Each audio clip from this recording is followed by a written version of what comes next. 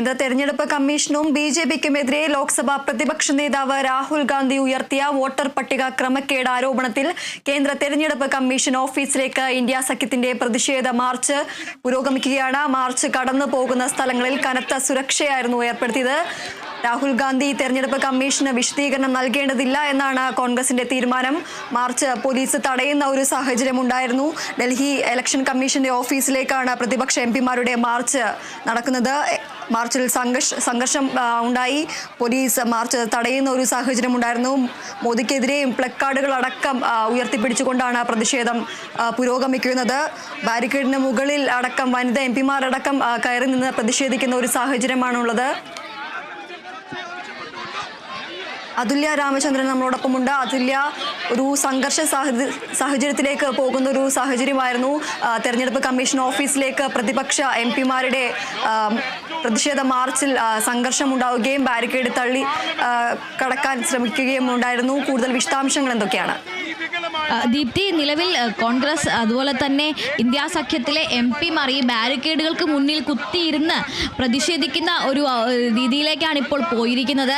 നേരത്തെ തന്നെ അവർ വ്യക്തമാക്കിയിരുന്നു മുഴുവൻ എംപിമാരെയും അവിടെ നിന്ന് കടത്തിവിട്ടില്ലെങ്കിൽ അവിടെ ഇരുന്ന് തന്നെ മുദ്രാവാക്യങ്ങൾ മുഴക്കിക്കൊണ്ട് സമാധാനപരമായി ആണെങ്കിൽ പോലും റോഡ് തടഞ്ഞുകൊണ്ട് പ്രതിഷേധിക്കും. മാത്രമല്ല, വരുന്ന മുഴുവൻ ദിവസങ്ങളിലും പാർലമെന്റിന്റെ വർഷകാല സമ്മേളനം അവസാനിപ്പിക്കുന്നത് വരെ പാർലമെന്റിന്റെ മുഴുവൻ ദിവസങ്ങളും സ്തംഭിപ്പിക്കുമെന്നായിരുന്നു അവർ പറഞ്ഞിരുന്നത്. പോലീസിന്റെ നിലപാട് എന്താണെന്ന് വെച്ചാൽ 30 എംപിമാരെ, അതായത് ഇലക്ഷൻ കമ്മീഷൻ ചർച്ച നടത്താൻ അനുമതി നൽകിയിട്ടുള്ള 30 എംപിമാരുടെ ലിസ്റ്റ് നൽകുകയും ആ 30 പേരെ മാത്രം ഈ ട്രാൻസ്പോർട്ട് ഭവന് മുന്നിൽ നിന്ന് കടത്തിവിടുകയും ചെയ്യാമെന്നാണ് പോലീസിന്റെ നിലപാട്. എന്നാൽ മുഴുവൻ എംപിമാരെയും കടത്തിവിടണമെന്നും മാർച്ച് സമാധാനപരമായി നടത്താൻ അനുവദിക്കണം എന്നുമുള്ളതാണ് ഇന്ത്യ സഖ്യത്തിന്റെ നിലപാട്.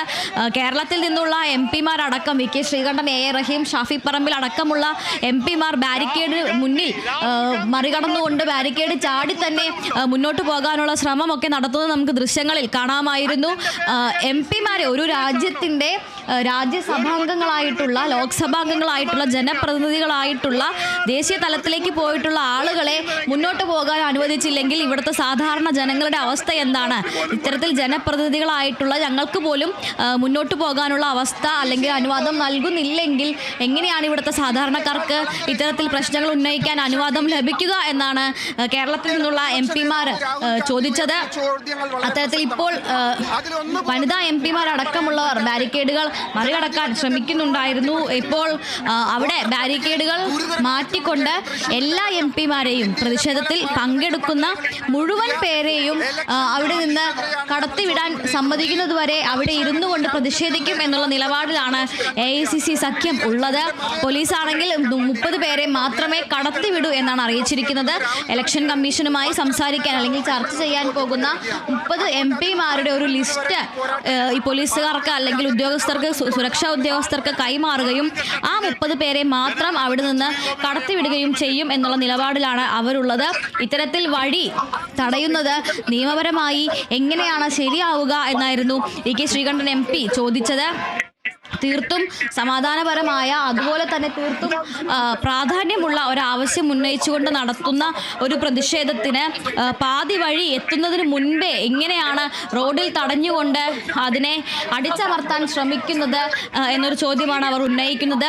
ഇത്തരത്തിൽ ഞങ്ങളെ കടത്തിവിട്ടില്ലെങ്കിൽ അല്ലെങ്കിൽ ഞങ്ങളുടെ ഗതി ഇതാണെങ്കിൽ ഈ നാട്ടിലെ സാധാരണക്കാരുടെ ഗതി എന്താണ് എന്നുള്ള വളരെ പ്രസക്തമായൊരു ചോദ്യമാണ് എംപിമാർ ഉന്നയിക്കുന്നത്. ഇത്തരത്തിൽ ഇലക്ഷൻ കമ്മീഷന്റെ അനുവാദം ലഭിച്ചിട്ട് പോലും ഇത്തരത്തിലുള്ള എംപിമാരുടെ ഒരു പ്രതിഷേധത്തെ ഭയപ്പെടുന്നത് എന്തിനാണ് എന്നൊരു ചോദ്യമാണ് അവർ ചോദിക്കുന്നത്. ദീപ്തി, എന്തായാലും ഇപ്പോൾ നിലവിൽ ഈ ബാരിക്കേഡുകൾക്ക് മുന്നിൽ കുത്തിയിരുന്നുകൊണ്ട് മുദ്രാവാക്യം മുഴക്കി പ്രതിഷേധിക്കുകയാണ് എല്ലാ എംപിമാരും. ഈ ഒരു 30 പേരെ മാത്രമേ തെരഞ്ഞെടുപ്പ് കമ്മീഷനെ കാണാൻ അനുവദിക്കൂ എന്നൊരു നിർദ്ദേശം നൽകിയത് കൊണ്ട് തന്നെ ഈ ഒരു എംപിമാര് ഈ ഒരു തെരഞ്ഞെടുപ്പ് കമ്മീഷനെ കാണുന്നത് പ്രതിപക്ഷം കാണുക എന്നൊരു തീരുമാനം ഉപേക്ഷിച്ചിരിക്കുന്ന ഒരു സാഹചര്യമുണ്ട്. അത് സംബന്ധിച്ച കൂടുതൽ വിശദാംശങ്ങൾ എന്തൊക്കെയാണ്? ദീപ്തി, നിലവിൽ ഇത്തരത്തിൽ ഏതെല്ലാം എംപിമാരായിരിക്കും ഈ ഇലക്ഷൻ കമ്മീഷനുമായി ചർച്ച നടത്തുക എന്ന ലിസ്റ്റ് ഇതുവരെയും പുറത്തുവിട്ടിട്ടില്ല. ഒരു പക്ഷേ അത്തരത്തിലൊരു ലിസ്റ്റ് പുറത്തുവിടുകയാണെങ്കിൽ ആ MP-മാരെ മാത്രം ആയിരിക്കും കടത്തിവിടുക എന്നുള്ള ഒരു സൂചന അല്ലെങ്കിൽ അത്തരത്തിലൊരു മുന്നറിയിപ്പ് നേരത്തെ ഉണ്ടായിരുന്നത് കൊണ്ടായിരിക്കും ആരെല്ലാമാണ് ചർച്ച നടത്താനായി ഇലക്ഷൻ കമ്മീഷനുമായി കൂടിക്കാഴ്ച നടത്തുക എന്നത് ഇതുവരെയും തീരുമാനിക്കുകയോ പുറത്തുവിടുകയോ ചെയ്തിട്ടില്ല. എന്തായാലും രാഹുൽ ഗാന്ധി, പ്രിയങ്ക ഗാന്ധി, KC വേണുഗോപാൽ MP, അഖിലേഷ് യാദവ് തുടങ്ങിയവർ ഈ സംഘത്തിൽ ഉണ്ടാകും എന്നാണ് പ്രതീക്ഷിക്കുന്നത്. മറ്റുള്ളവർ കേരളത്തിൽ നിന്നുള്ള മറ്റ് MP-മാരെയും അതിൽ ആ സംഘത്തിൽ പ്രതീക്ഷിക്കാം. പക്ഷേ കൃത്യമായും ആ 30 പേർ ആരെല്ലാമാണ് എന്ന കാര്യത്തിൽ ഒരു ലിസ്റ്റ് ഇതുവരെയും ഇന്ത്യ സഖ്യം പുറത്തുവിട്ടിട്ടില്ല. പക്ഷേ എന്തായാലും കർണാടക, മഹാരാഷ്ട്ര, ഛത്തീസ്ഗഡ്, ഹരിയാന സംസ്ഥാനങ്ങളിൽ നിന്നുള്ളവർ ഉറപ്പായും ആ ഒരു സമിതിയിൽ അല്ലെങ്കിൽ ആ ഒരു സംഘത്തിൽ ഉണ്ടാകും. അതുപോലെ തന്നെ മറ്റ് 25ഓളം ഘടകകക്ഷികളാണ് ഉള്ളത്.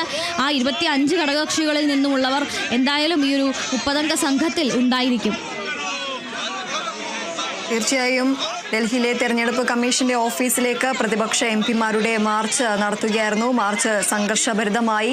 മാർച്ച് പോലീസ് തടയുന്ന ഒരു സാഹചര്യം ഉണ്ടായിരുന്നു. മോദിക്കെതിരെ പ്ലക്കാർഡുകളടക്കം ഉയർത്തിപ്പിടിച്ചുകൊണ്ടാണ് പ്രതിപക്ഷ MP-മാരുടെ ഒരു പ്രതിഷേധം സംഘടിപ്പിക്കുന്നത്. രാഹുൽ ഗാന്ധിയും പ്രിയങ്ക ഗാന്ധിയും അടക്കം ഈ ഒരു പ്രതിഷേധത്തിന്റെ ഭാഗമായിരുന്നു.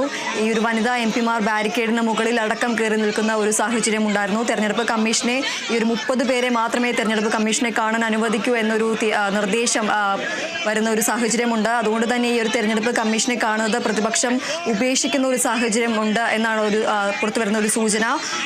പ്രതിഷേധ കടലായി മാറിയിരിക്കുകയാണ് ഈ ഒരു തലസ്ഥാനം.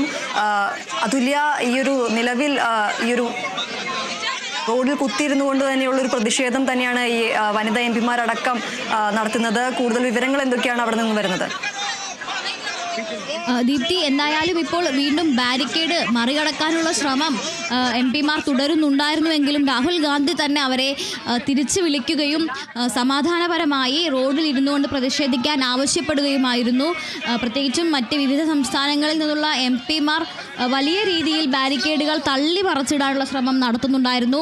മഹുവ മൊയ്ത്ര അടക്കമുള്ളവരുടെ നേതൃത്വത്തിൽ വനിതാ MP-മാരാകട്ടെ ബാരിക്കേഡുകൾക്ക് മുകളിൽ കയറി നിന്നുകൊണ്ട് ബാരിക്കേഡ് മറികടന്ന് പോകാൻ ശ്രമിക്കുന്നുണ്ടായിരുന്നു. അവരെ എല്ലാം തിരിച്ചു വിളിച്ചുകൊണ്ട് അവിടെ ഇരുന്ന് മുദ്രാവാക്യങ്ങൾ വിളിച്ചും പ്ലക്കാർഡുകൾ ഉയർത്തിയും പ്രതിഷേധിക്കാൻ രാഹുൽ ഗാന്ധി ആവശ്യപ്പെടുകയായിരുന്നു. നിലവിൽ അത്തരത്തിൽ തന്നെ പ്രതിഷേധവുമായി മുന്നോട്ട് പോകും എന്നാണ് അറിയിച്ചിട്ടുള്ളത്.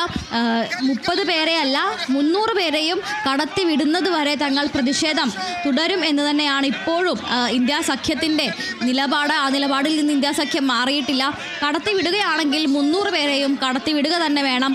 അതല്ലാതെ ഒരു ലിസ്റ്റ് തയ്യാറാക്കി 30 പേരെ മാത്രം ചർച്ചയ്ക്കായി ഇലക്ഷൻ കമ്മീഷന്റെ നിർവചൻ സദനിലേക്ക് കൊണ്ടുപോകാൻ സാധിക്കുകയില്ല. പ്രതിഷേധ മാർച്ചായി തന്നെ നടത്തും എന്നുള്ള നിലപാടിലാണ് കോൺഗ്രസ് ഉള്ളത്. അവിടെ നിന്ന് സുരക്ഷാ ഉദ്യോഗസ്ഥർ ഇവരെ നീക്കം ചെയ്യാനുള്ളൊരു ശ്രമം നടത്തുന്നില്ല. മറിച്ച് ബാരിക്കേഡുകൾ തള്ളിയിടാൻ ശ്രമിക്കുന്ന അവരെ മാറ്റുന്നുണ്ട്. അതുപോലെ തന്നെ ബാരിക്കേഡുകൾക്ക് ചുറ്റും കൂടുതൽ പോലീസുകാരെ വിന്യസിച്ചിട്ടുണ്ട്. CRPF ഉദ്യോഗസ്ഥർ അടക്കം മറ്റ് അർദ്ധസൈനിക വിഭാഗങ്ങളെ കൂടി ഒരുപക്ഷെ അവിടേക്ക് എത്തിച്ചേക്കും. നിലവിൽ പാരാമിലിറ്ററി ഭാഗത്തിൽ നിന്ന് CRPF ഉദ്യോഗസ്ഥർ മാത്രമാണ് ഉള്ളത്. CRPFന് പുറമെ നേരത്തെ പാർലമെൻറ്റിൽ CISF ഉദ്യോഗസ്ഥരെ നിയമിച്ചിരുന്നത് ചർച്ചയായിരുന്നു. അത്തരത്തിൽ CISF ഉദ്യോഗസ്ഥരെ കൂടി സുരക്ഷയ്ക്കായി പുറത്തേക്ക് വിന്യസിച്ചേക്കും എന്ന് പറയുന്നുണ്ട്. അതോടൊപ്പം തന്നെ ഇപ്പോൾ ഇലക്ഷൻ കമ്മീഷന് ചുറ്റുമുള്ള സുരക്ഷാ സന്നാഹം വർദ്ധിപ്പിച്ചിരിക്കുകയാണ്. നേരത്തെ ഇലക്ഷൻ കമ്മീഷന് മുന്നിൽ ചില ബറ്റാലിയനുകളെ വിന്യസിച്ചിട്ടേ ഉണ്ടായിരുന്നുള്ളൂ. എന്നാൽ ഇപ്പോൾ ഇലക്ഷൻ കമ്മീഷൻ്റെ നിർവചൻ സദന് ചുറ്റും ഒരു സുരക്ഷ